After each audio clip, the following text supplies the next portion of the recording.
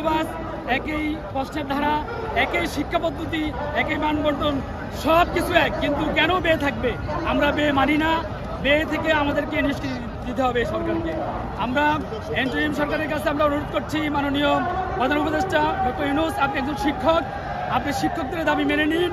বাংলাদেশের তৃণমূল থেকে শুরু করে একবারে টপ টু বটম প্রত্যেকটি প্রতিষ্ঠানে সকল শিক্ষার্থীরা শিক্ষা বর্জন করেছে, শিক্ষকরা ক্লাস বর্জন করেছে এবং প্রত্যেকটি শিক্ষকদের আন্দোলনে আজকে একাত্মতা পোষণ করেছে। আমরা আশা করছি আজকের আন্দোলন ইনশাআল্লাহ আমরা সফল করে যাব। ইনশাআল্লাহ সফল হওয়া ছাড়া আমরা এই শাহবাগ ত্যাগ করবো না। ইনশাআল্লাহ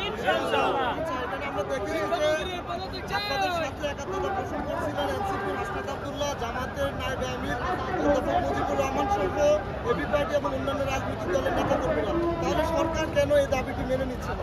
সরকার কেন দাবি মেনে নিচ্ছে না? আমরা যেটুকু মিডিয়ার মাধ্যমে জানতে পারলাম, বাংলাদেশের একটা অংশ চাচ্ছে না যে দেশে শিক্ষা ব্যবস্থা 20% দিয়ে শিক্ষকদেরকে স্বাবলম্বী করুক। তারা চাচ্ছে না। অধিকাংশ আমাদের 95% কিন্তু চাচ্ছে।